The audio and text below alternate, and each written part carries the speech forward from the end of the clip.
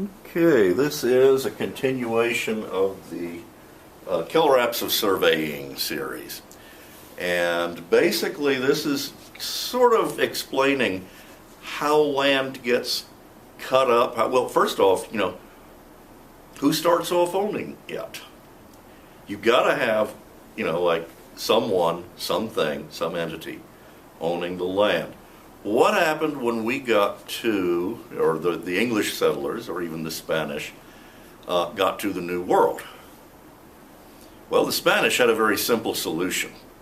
They got out their swords and basically conquered the people who were living there, and there was no question who was boss. English had a slightly different way of doing it. They at first tried entering into treaties with the Indians. And that went pretty well until the Indians caught on to what we were actually up to, which was, we're here to take over. We didn't start off that way. We never imagined there was that much America, which was named after a map maker and second-rate explorer.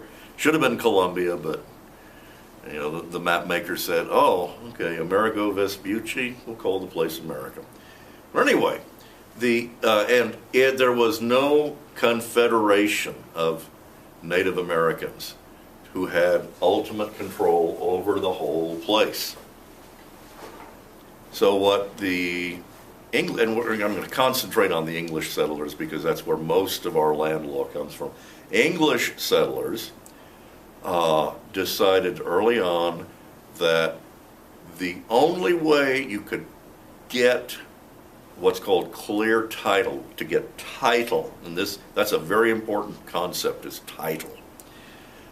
Title to land is for the governmental authority to negotiate with the previous inhabitant, the Indian, and acquire title to that land from whoever had it previously. So in other words, one of the biggest jobs in American history was acquiring title to and extinguishing previous claims to the land to be settled. And that went on in two different fashions. You could either make treaties or you could make war. And it started off by making treaties, and sometimes with treaties we could go on into many different courses in college about the history of the treaties between the Native Americans and the white settlers, and we would come to no good conclusions because it's a mess.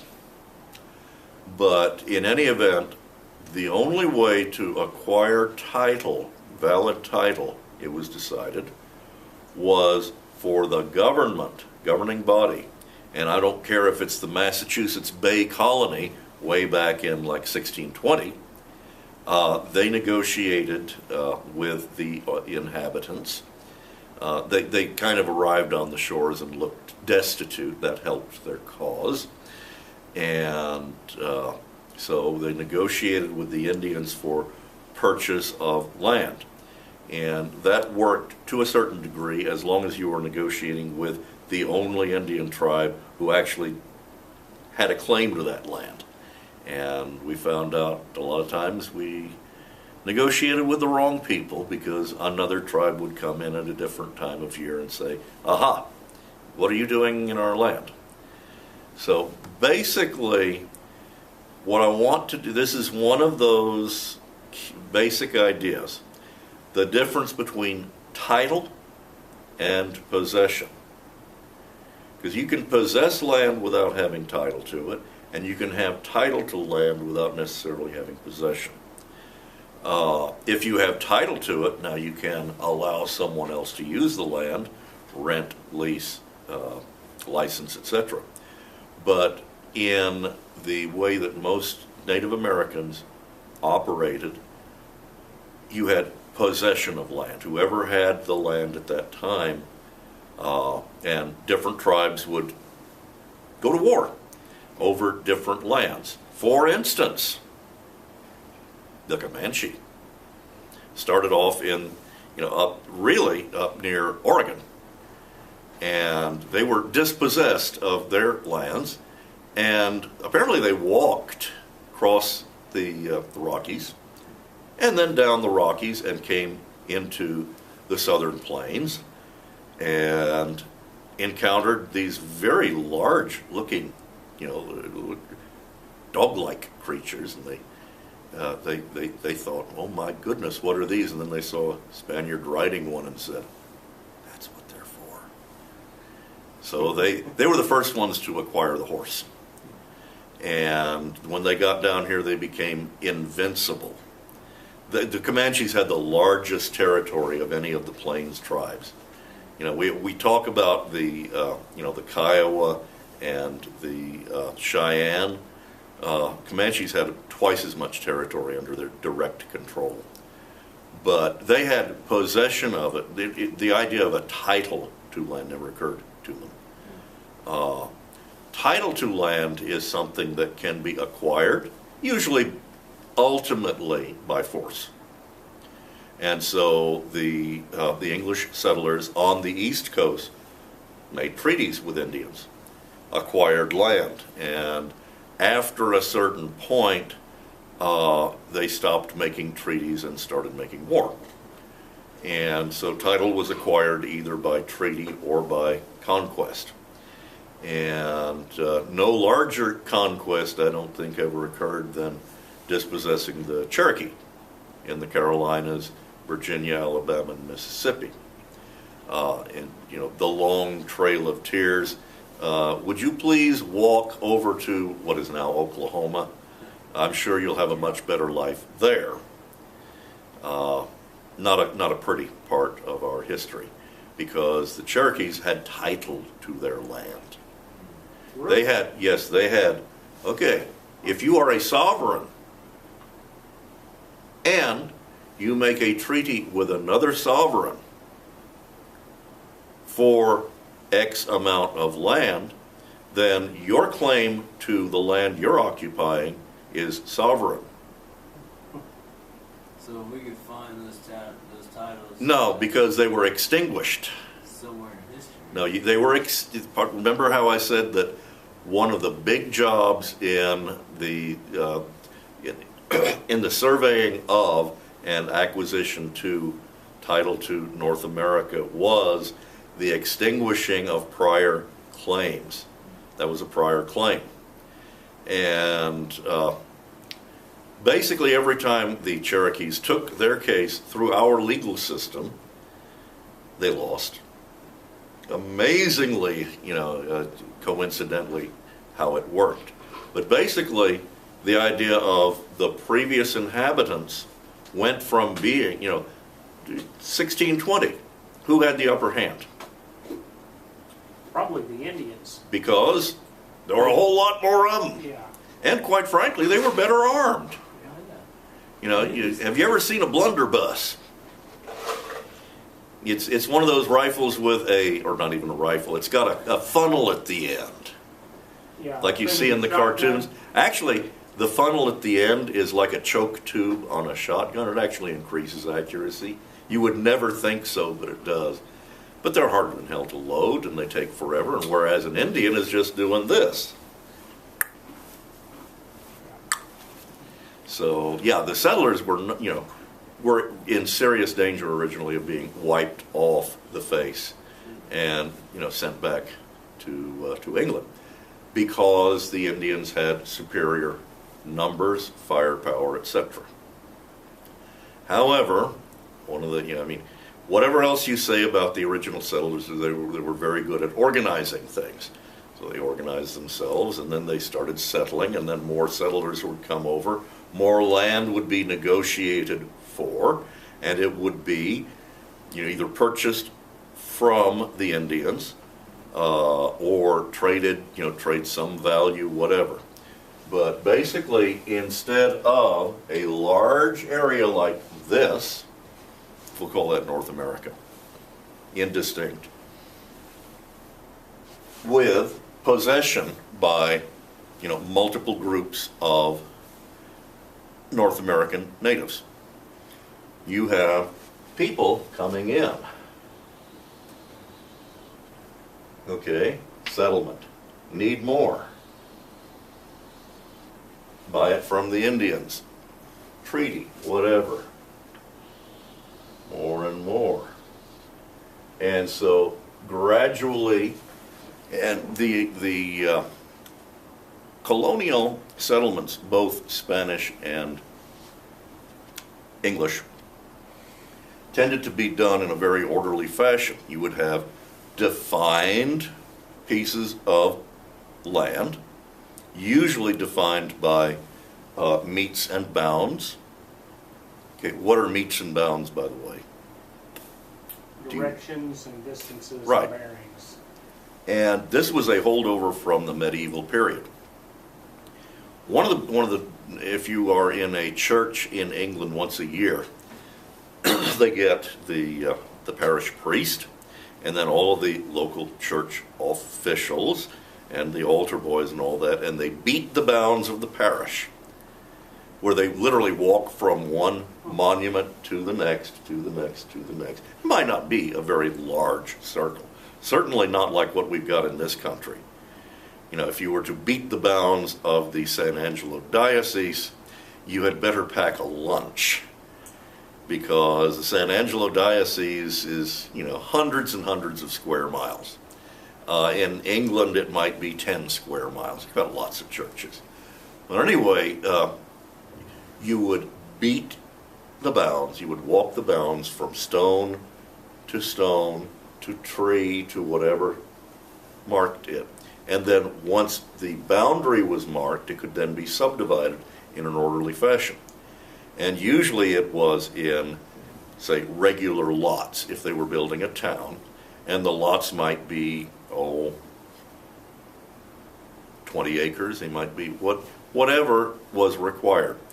But these settlements are coming in like a grid work, as opposed to the shifting lines of possession of the North Americans, the natives. And after a certain point, probably, really the American Revolution, the jig was up for the Native Americans, because A, most of them had sided with the British, Yeah. and B, the population was fixing to explode of the American settlers. They were land hungry.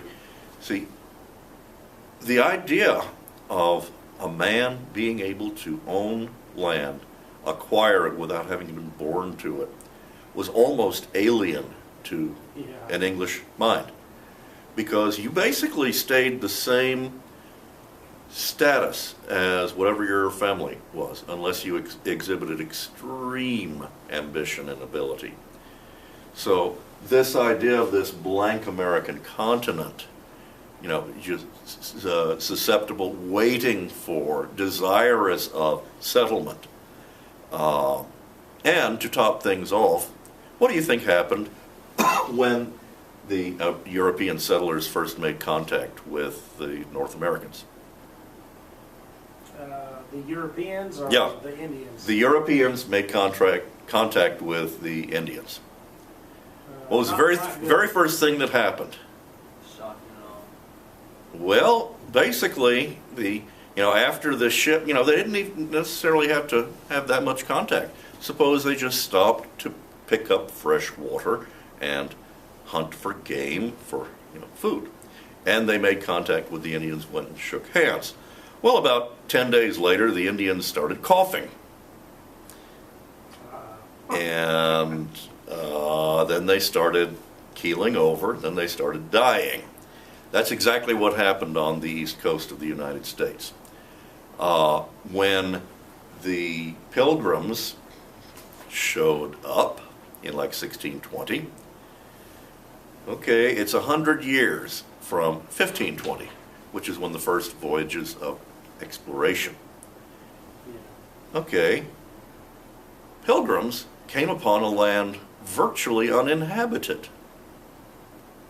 Well, it wasn't uninhabited 100 years before. Diseases that the North American Indians had never heard of went from Indian to Indian and up all of the trade routes, because Indians loved to trade. So they had these established trade routes, footpaths basically. And so it took less than 50 years for smallpox, measles, take your infection of choice, to make it from the east coast of the United States to the Great Lakes. And then basically onto the Great Plains. Great Plains really were uninhabited until that point. It wasn't until horses were domesticated that it became really profitable for Indians to hunt buffalo. They would use the buffalo, but hunting them on horseback is way easier than persuading them to walk to the edge of a cliff and jump over. With the spear and all Yeah. that business. Yeah. Like the cavemen. And it basically, what happened was that on account of the fact that you had these major diseases running vectors running every direction basically, the European settlers said, oh, this must be God's way of saying, this land is our land. And so really when the settlers came, it was just amazingly uninhabited. And it wasn't necessarily their fault, but that was what happened. We showed up with all these diseases and they had no immunity. So these, when you read the early colonial settlers, they talk about this is heaven. Why, you can come to a stream and you can walk across the stream on the backs of the fish. Well, that means there's no, the top of the food chain got lopped off. So that there was so much game, there was no way to harvest all of it. Wow. Basically, that's exactly what happened. The major predators, i.e. Homo sapiens, got wiped out. And estimates are anywhere from 30 to 90% fatalities. So it's 90%? Yeah, 90%. Whole tribes disappeared. You've heard about the mound builders, and they died out around about 1400, 1500.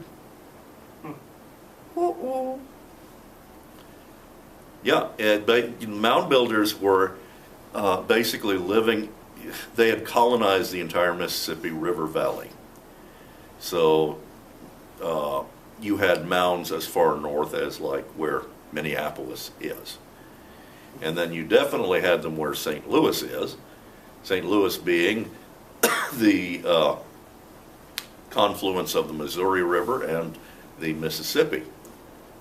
And also the Ohio River. You had major mound cities there. When the white people got there, there was nobody home. And that was just within the few That was within years. 100 years. Wow. Yeah. And it was an unintended consequence. We didn't come to this country to set off a biological bomb, but we did. So anyway, now we have possession and we have title. These two ideas are mutually exclusive. So when one culture bumps up against another culture like that, normally bad things happen. And in the case of Texas, for instance, Sam Houston, the president of Texas, when we were a republic, made treaties with the Indians so that we would have peace. And the Indians would say, where can we build a wall? This is the sort of thinking that happens all the time. Can we build a wall somewhere to keep all these white settlers out? They're coming in and taking all our land. And Sam said, I don't think that idea is going to work. So within about 10 years, the the Republic of Texas, while we were a republic, this is before we were part of the United States, the Republic of Texas expelled all the Indians and said, go to Oklahoma. That included the Cherokee who had been settled in eastern Texas. They were not happy. By the way, there is a Cherokee County in East Texas, and it's where the Cherokee settlements were. So, anyway, because Texas was a republic, a sovereign, and the Indians did not have fixed settlements. Because they didn't have fixed settlements, according to European law, they didn't have title. So when the Comanches come, down the plains into Texas, they have possession of whatever land they're on at that time. And, granted the settlers think they have title, but at this point they don't have possession because the Indians are on a war party. There were two reasons that Indians would be raiding. One was plunder, the other one was revenge. And if they were on a plunder raid, you lost your cattle. If they were on a revenge raid, you lost your life. But anyway, they had the idea of, we have possession of this land because we are the people. And the settlers said, we have title to the land because we have a superior legal system. And there's a time when one works and a time when the other works. So the idea of possession and title, particularly when you're dealing with two different cultures, can be mutually exclusive. And really that's the major reason we don't have large Indian settlements in Texas. We tried that in the 1850s. We had 3 large reservations south of the Red River. And, well, the Indians didn't want to stay on the reservations. It was their land, why should they? And they saw no reason to be staying there when the grass up in the Panhandle was so much nicer, because they'd go off hunting horses. Can you imagine if your unit of wealth was available for the taking? You mean as in something that you can't bank, but something that can be just in the environment? How did it, basically, if you were an Indian and you were like trying to get married, and you had to meet a bride price from the father, horses. Well, they weren't just lying around, but they were certainly, large horse herds in the wild, available for capture. And then these white people were coming in, and they would have horses in these corrals. You didn't have to go hunt them down. They were just right there. Just open the gate? Yeah, open the gate. They're asleep, they must not want it that badly. So essentially, when I sort of joked about that on the first class night, talking about, if you call a Comanche a horse thief, that is not an insult. That, it's like he's a good provider for his family. Of course, the situation has changed, but, the mindset of, at that point, being able to acquire wealth. Well, that didn't go over too well with the white people settling. So there was a little bit of friction involved. And the Indians were just furious that these white people were coming onto their lands, and what they considered their lands. And particularly white people who wouldn't honor the treaties. And different white people on occasion would have better luck. The Germans in Fredericksburg never had trouble with the Comanches. They had an agreement. They stuck to the agreement. And as a matter of fact, it's still newsworthy today that the Comanche Nation, there is still a Comanche Nation. They don't have much legal standing, but they have membership wanted the city of Fredericksburg to honor its commitment for the use of their community center, their convention center. And it's still under litigation. And I hope they prevail. You know, I hope the Comanches prevail in this case, because there was an unbroken history of getting along, you know, between Fredericksburg and the Comanches, unlike large other portions of Texas. And if I talk a lot about Texas, well, there's a reason for that. A, we're in Texas. B, I'm from Texas, even though no one can tell that by hearing me talk. But Texas has a very interesting history. We don't have just the English influence, we have the Spanish influence in our property laws, rights, etc. But anyway, you have these settlements coming in. Now, we have the division of land from larger pieces to smaller pieces by regular division. That's called subdivision. And that is almost always things are written down.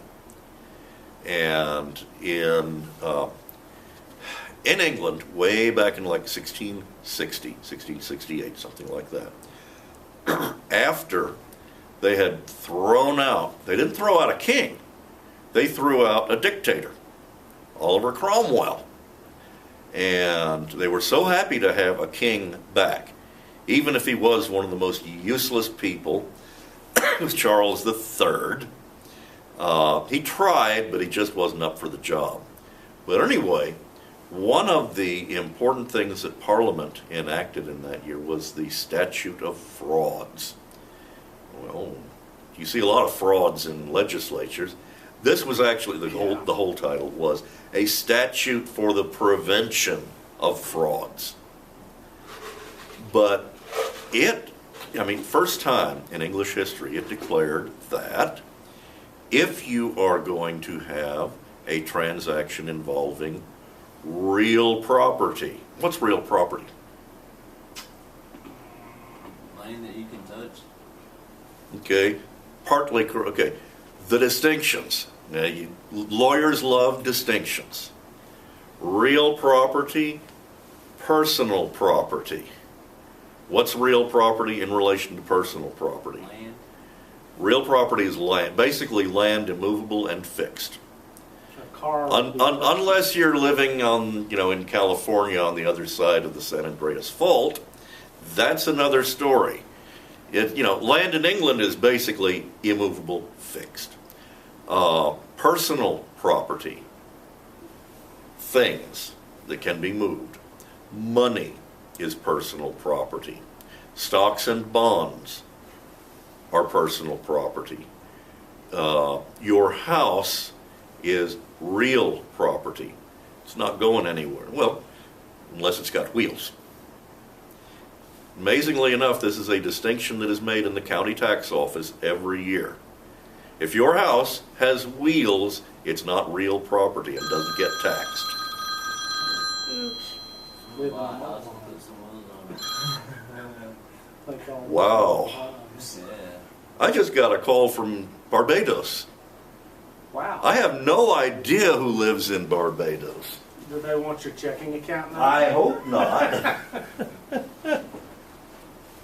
I think I'm not going to answer that one. That would probably be a wise thing. Although I know someone who actually sort of lives down in that area. But anyway, real property and personal property. As surveyors, you are usually concerned with real property. Sometimes you have to make note of the location of personal property. It's rare. Usually if the shed can be moved, it's personal property. If trees are planted in the earth, real property. If they're in a pot waiting to be, planted or sold, they're personal property. You can get in all sorts of trouble if you do or don't shoot if you're surveying a nursery, for instance, surveying someplace whose business it is to sell stuff like that. Sometimes, this is why knowing the law will sometimes help you do your job better. So knowing the difference between real property and personal property, very useful. But the civil law that we have, and by the way, this is, okay, real property.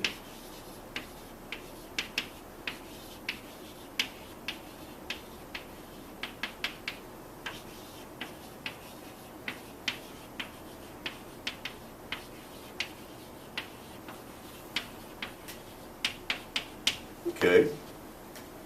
Now, another distinction. Civil law and criminal law. What's the difference? Criminal law is if you go out and say you rob a place.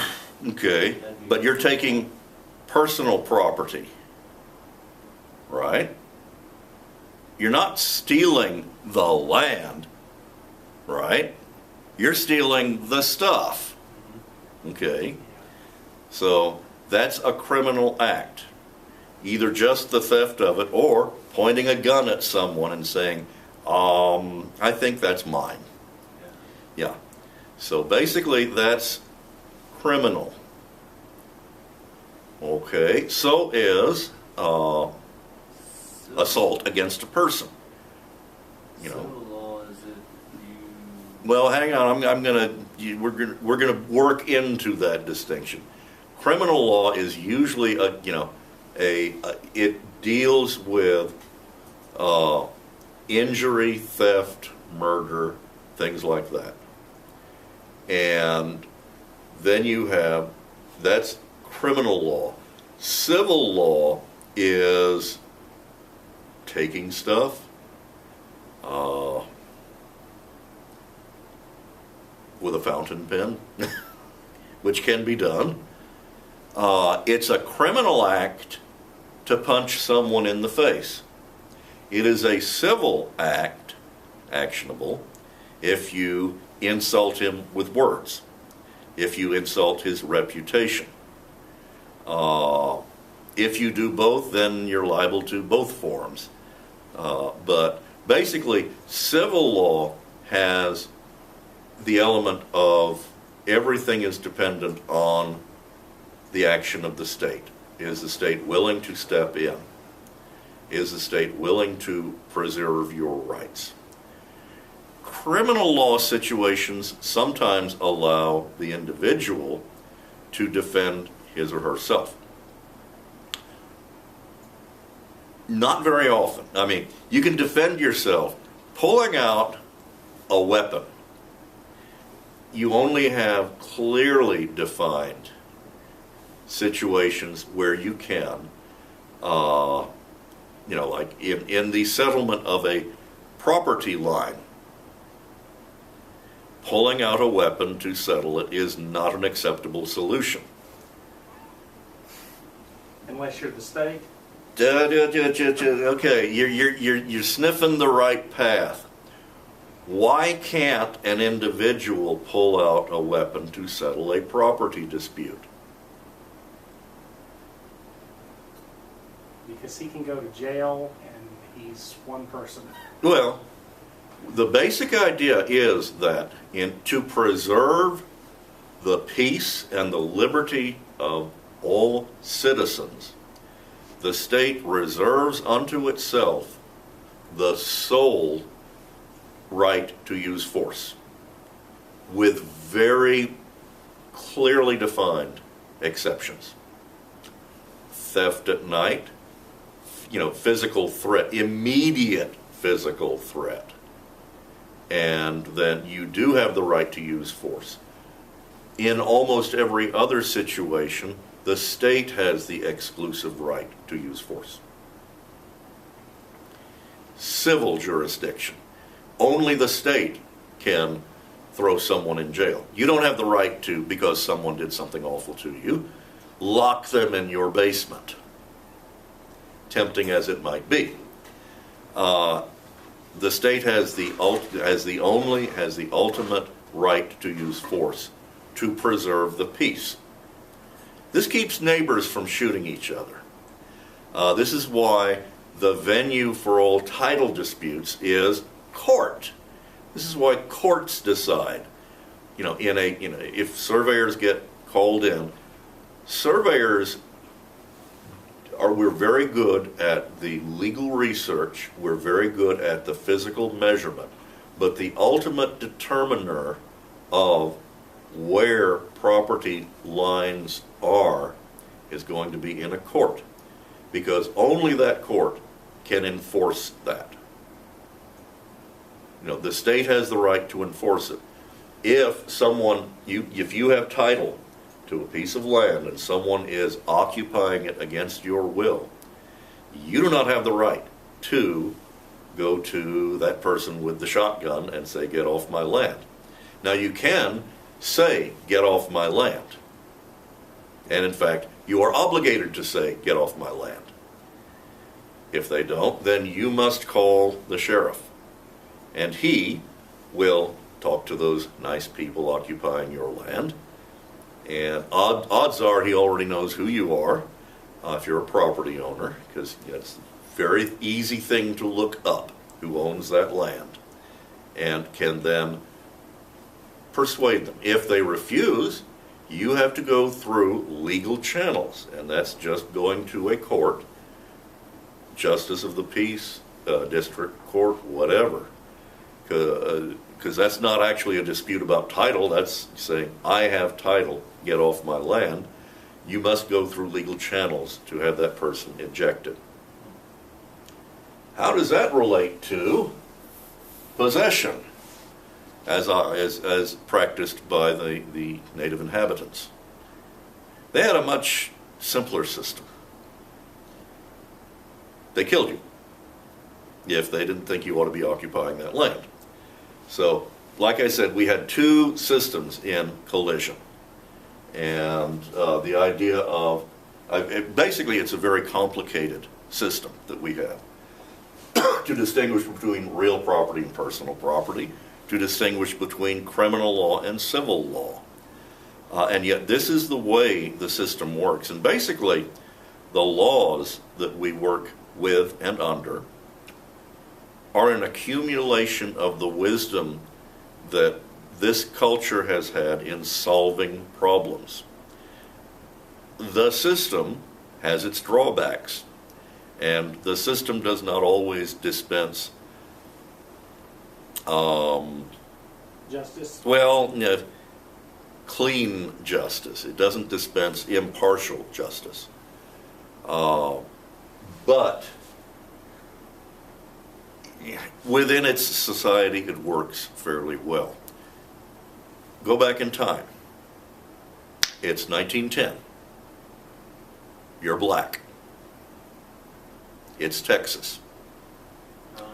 It's easier.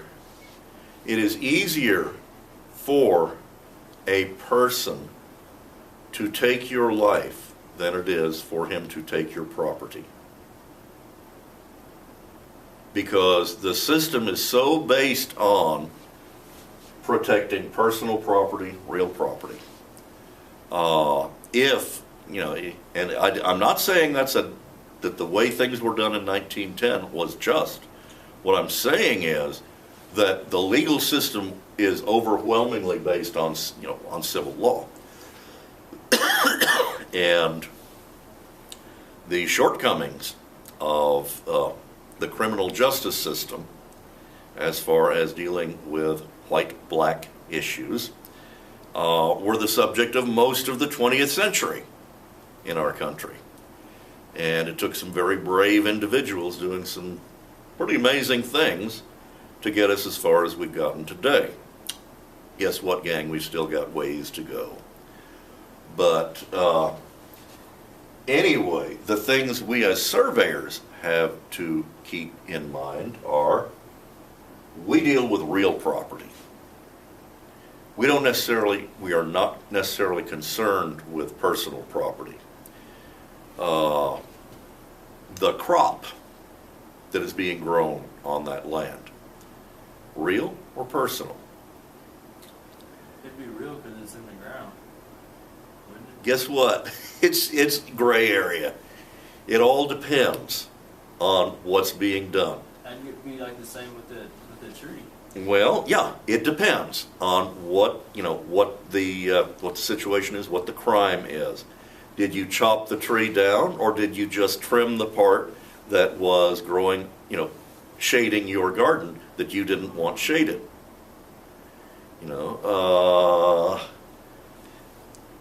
When you were growing up, did you ever play rock, scissors, and paper? Our legal system works a lot like that.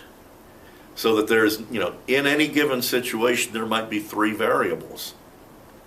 And so your rock dulls the scissors, but can be covered by the paper. And if you ever get into reading legal decisions, sometimes it really does turn into rock, scissors, and paper.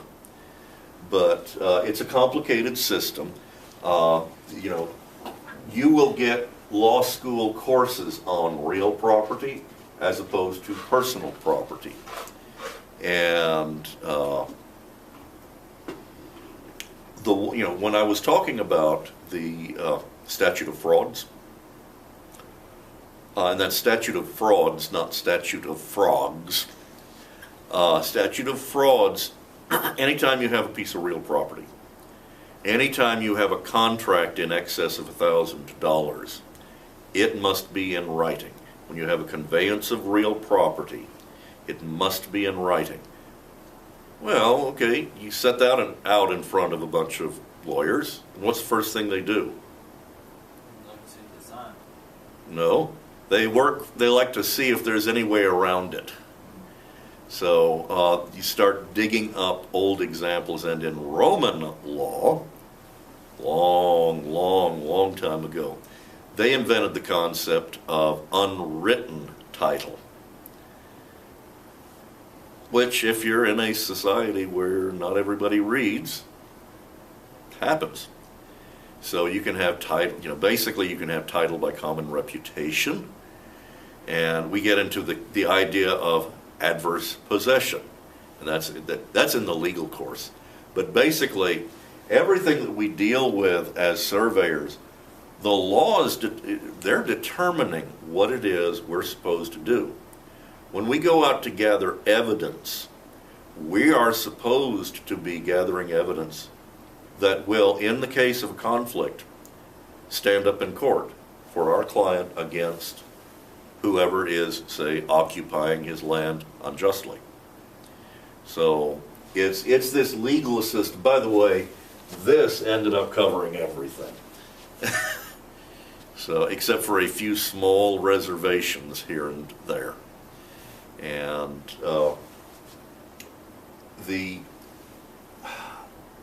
okay, I've sort of made things complicated, but it's basically very simple. Title has to have originated in a sovereign. So the Europeans, after a certain point, stopped thinking of the Indians as sovereigns. So after a certain point, about 1867, we didn't make any more treaties with them. War, yes; treaties, no. And that treaty was Medicine Lodge, if you know your history. But at one point, this is like 1865, a Union commander, Union guys who dressed in blue, won the Civil War. We lost. Well, we still hadn't come back into the Union, and he was negotiating with the Comanches to try and get them to, stop killing people. Well, that's not going to happen, but to, stop raiding the wagon trains going west. And at that time, Texas went all the way up to the southern border of Kansas. Wow. Yeah, well, it's only that little no man's land that we lost when we came back into the Union. But anyway, this Union general, and I guess he was feeling pretty good after they won the Civil War, in his dealings with the Comanches said, okay, as far as Texas goes, no real white settlements, out here west. So you have from the northwest corner of Texas, right?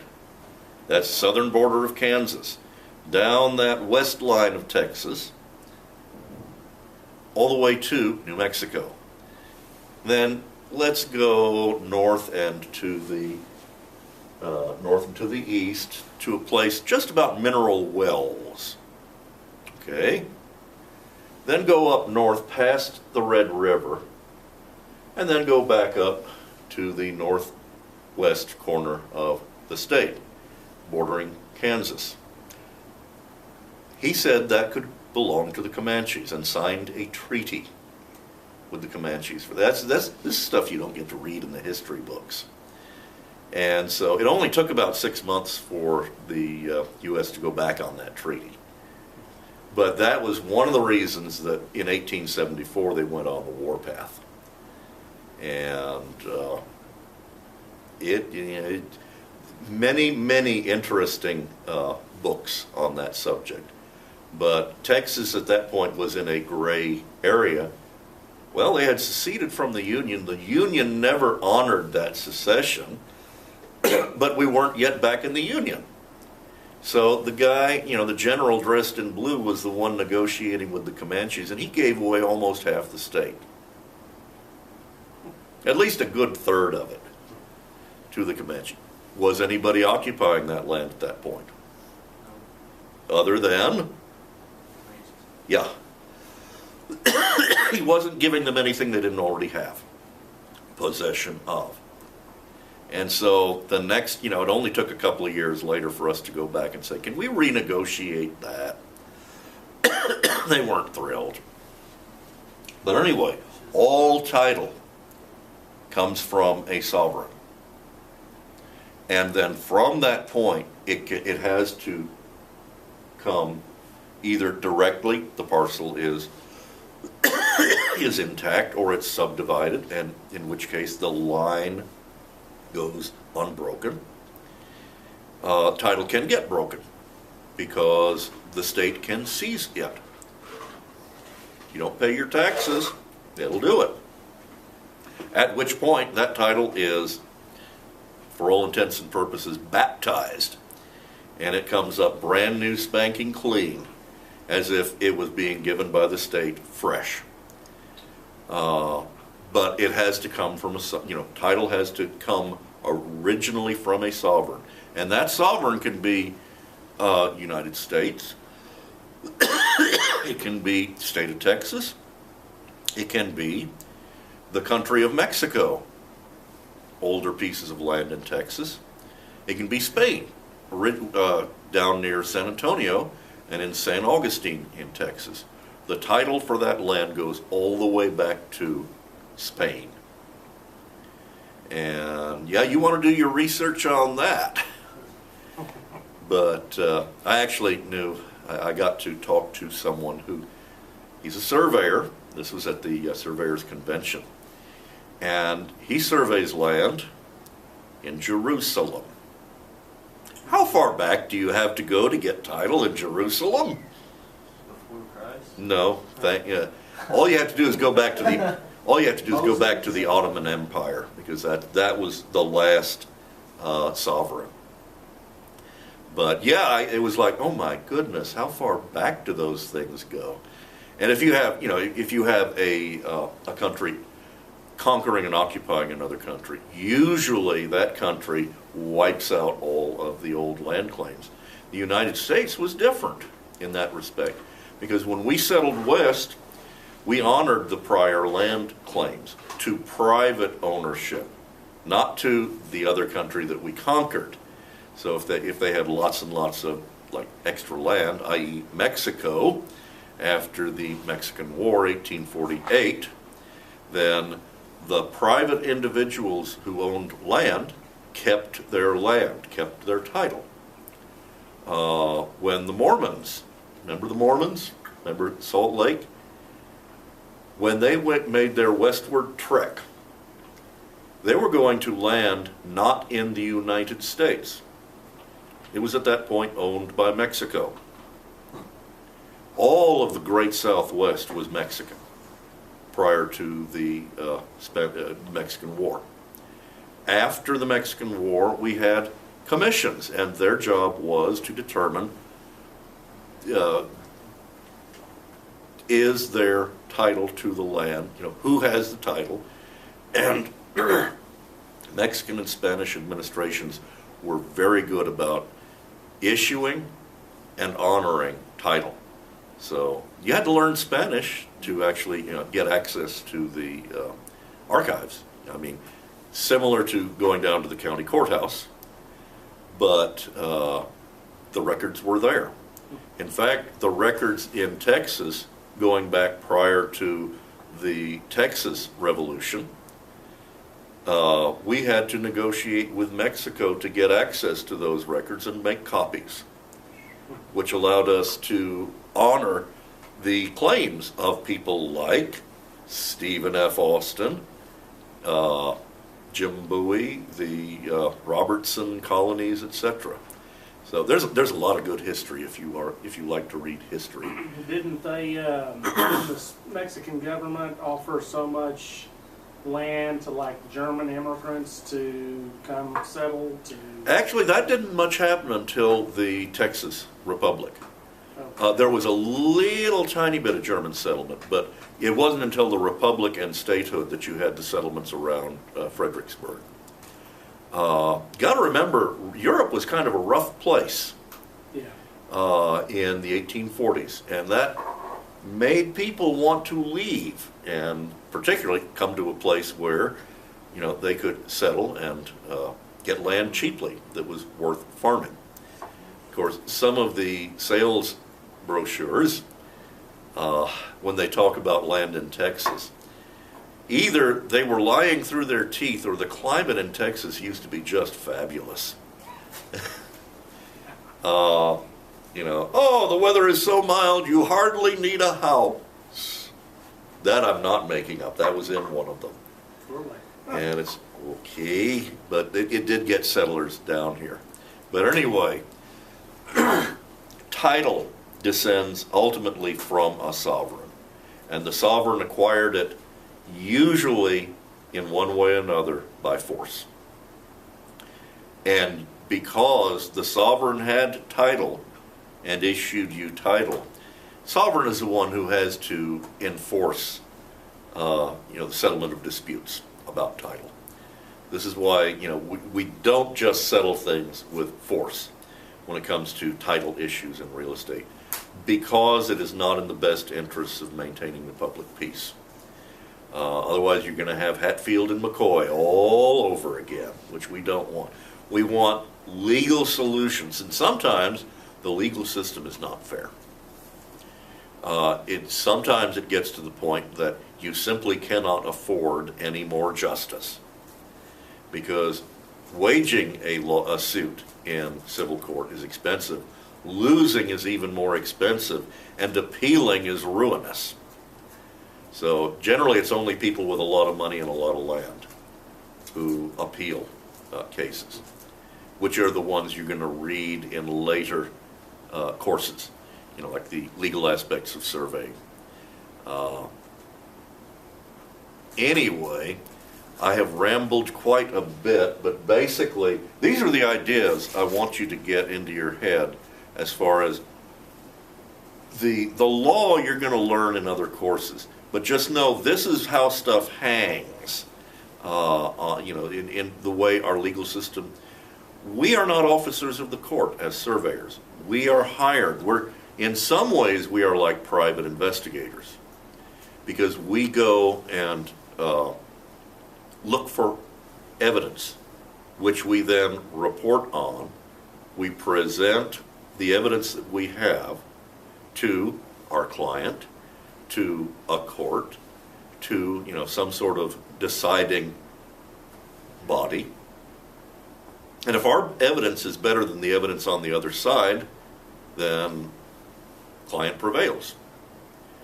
But it has to be based on evidence marshaled into an argument, causing someone to make a reasoned decision. And that's the way the system is supposed to work. So, it doesn't always. But in Texas, for instance, we didn't have, we took our laws from the guys who settled on the East Coast after 1837, 1840. Before that, things are pretty much Spanish and Mexican law. So it gets to be very confusing when you're in some parts of Texas as far as which, what you're looking for, what you try to find, and how you marshal your evidence into an argument. So out here, for instance, you might work your entire life and never get out of West Texas. You might get your degree and your certification and your license, and then decide, I'm going to work in one of those other states. So you get your license in that state, and things will be different. So basically, you have to know the laws in effect there. That will affect the way that you gather your evidence, or even recognize it if you trip over it. So this is all very general stuff, but it's basically the laws in effect in whatever jurisdiction you are will determine the manner in which you go about gathering your evidence and using it. And when you're dealing with surveys that were done, say, in the 1850s, well, they didn't have the benefit of GPS and satellites and all that. So you have to adjust the way that you use your modern equipment. You have to get into the head of that guy back in 1850 and figure out what he was talking about when he's going from this point to that point to that point to that point to that point to that point. And just because his deed says one thing, that doesn't mean you can, crank it into your GPS and go find the points. You've got to make all these adjustments based on, okay, he was using a compass. Did he actually, was his compass adjusted for what's called declination? Because your compass isn't always pointing true north.